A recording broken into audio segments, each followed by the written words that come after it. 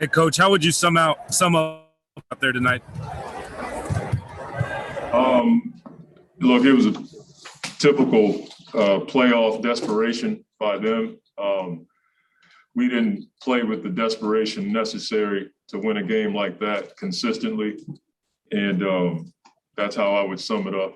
Offensively tonight, we weren't sound at all. You look at the point totals in the first, third, and fourth. You know, they played good defense tonight, but we didn't run our offense the way that we have been running it for most of these playoffs. But they played with a great deal of desperation, 50-50 balls, attacking the offensive glass, attacking the rim. They played hard in every segment of the game. We didn't play as hard consistently, and so you have to tip your hat to them. They brought it tonight for more of the 48 minutes than we did.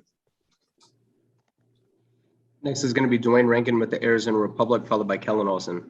Yeah, Coach, just your assessment of Chris and how he looked tonight. Yeah, it was his first game back.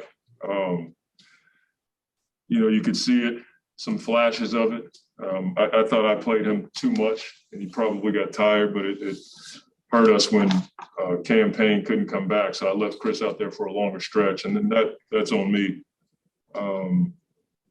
But I think as he, you know, practices more and plays more, he hasn't done anything in 10 days. And so, you know, I think he'll get better. He'll be much better in the second game from a conditioning standpoint or in his next game. Next is Kellen Olson with Arizona Sports, followed by Dave McMiniman. Hey, Monty, that third quarter was the most you guys have been outscored in any quarter this postseason. What did you see going on for you guys? They came out in the third quarter and just brought it. You know, our guys were talking about their level of play in the timeouts, and everybody knew it. We just didn't match their force. And like I said, you have to give them credit. We have to understand that, you know, playing against a team that was going to play with that kind of effort every quarter. And we've been pretty good in third quarter. So that was a bit surprising for us. So they threw a punch, and now we got to, you know, counter with another punch and make sure we bring the effort and execution in the next game. Next is Dave McMiniman with ESPN, followed by Mark Spears.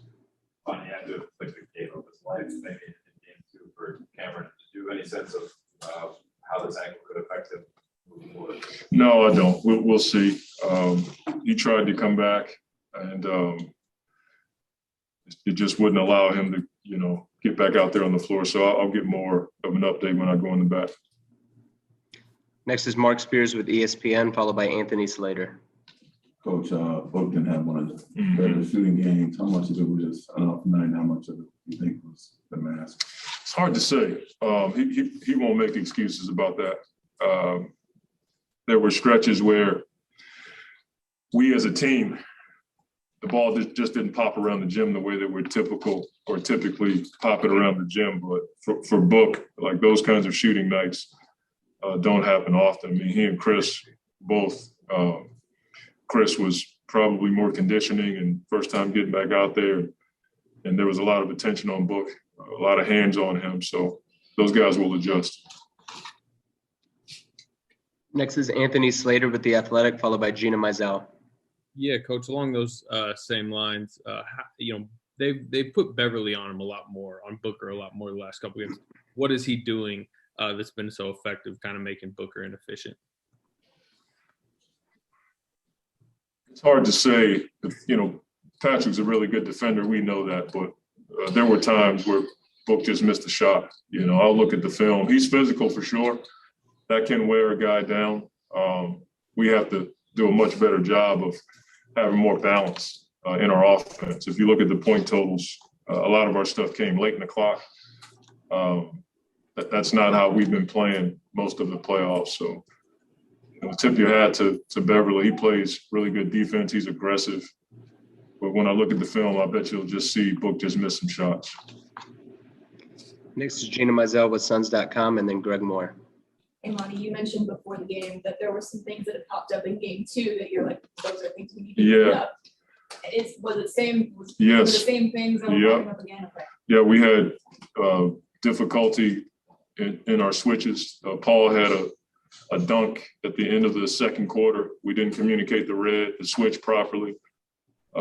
Another example was we helped off Kennard on a drive. We had the drive under control. We went and helped, kicked it to him. He gets a three. Like, those are things we talked about. And so our guys don't have the excuse of being young anymore. We won playoff series. We know what it takes, and now we got to go out and do it. We'll look at the film. We'll see the things that we didn't do well. We'll try to strengthen the things we do well and come back better in the next game. Next is Greg Moore with the Arizona Republic, followed by Sam Amick. Thanks, Coach.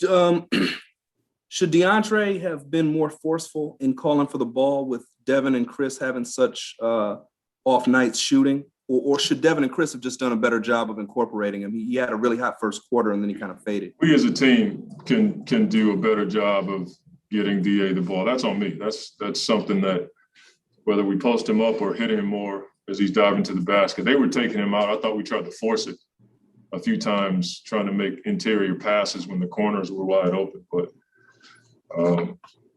that's something that we'll look at and try to fix for the next game.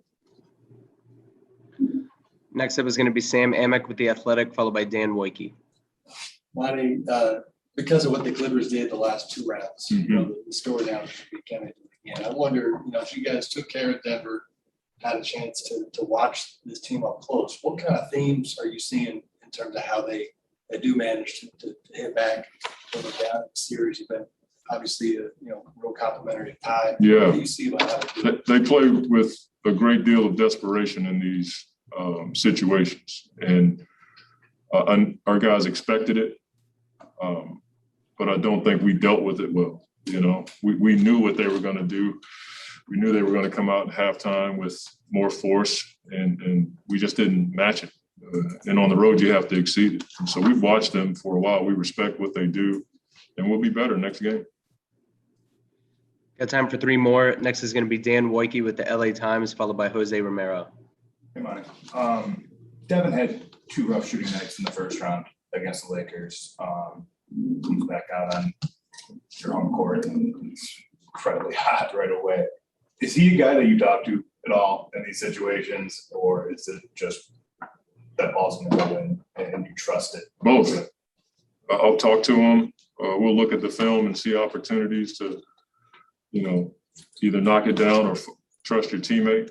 But I also know that it's going to come because he works too hard. You know what I mean? And he's been in these situations, as you alluded to, throughout the playoffs. So we'll watch the film tomorrow. I'll sit and talk with him and Chris and try to, see opportunities for us to be more efficient on offense. Like I said, I thought the ball stuck too much. We didn't move it around the gym. When we touched the paint and moved it to the corner, we got open looks. We didn't always make it, but they're putting a lot of hands on them. They're showing them a lot of bodies. Speaking of Book, and guys got to be ready to make plays when he gets off of. Do you remember what you said to him after that, those struggles? Hoop. The same thing I always tell all of our guys. Go out there and hoop. Don't forget who you are. I don't want our guys thinking out there. We put structure out there. We want our guys to use their gifts within our system. But I tell our guys to hoop, and they seem to respond well to that. Final two questions are Jose Romero with the Arizona Republic and Kyle Goon. Hey, Monty. Did you sense a little frustration in Jay Crowder, just the way he defends, the things that you asked him to do defensively, just trying to get up in somebody and then the fouls? I think so. But the one thing that we can't do is allow the officials to mess with our mental stamina. But I see the pushing off out there. We all see it. That's not something that, anybody would sit in this room and say they don't push off to get open. And Jay's getting frustrated with that, but we got to rise above it. Final question is Kyle Goon with the Southern California News Group. Hey, Monty, following up on Cam, who's obviously had a really tremendous postseason. What's harder for your guys to do when Cam isn't able to come out in that second half?